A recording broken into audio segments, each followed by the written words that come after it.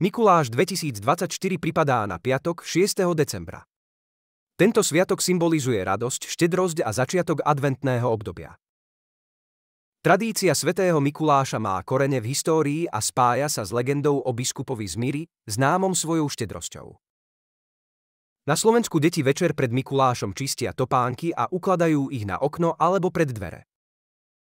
Ráno nachádzajú sladkosti, ovocie alebo drobné darčeky, ktoré im Mikuláš nechal ako odmenu za dobré správanie.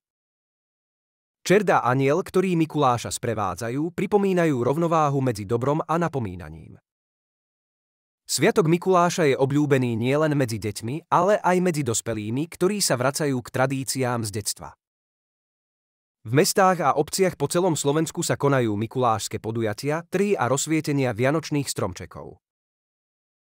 Mikuláš je skvelou príležitosťou na rodinné stretnutia, tvorbu tradícií a prípravu na blížiace sa Vianoce. Nezabúdajte, že Mikulášsky sviatok nie je len o darčekoch, ale aj o štedrosti a radosti, ktorú môžeme rozdávať druhým. Prežite Mikuláša 2024 so svojimi blízkymi a vychutnajte si krásne chvíle plné sviatočnej atmosféry.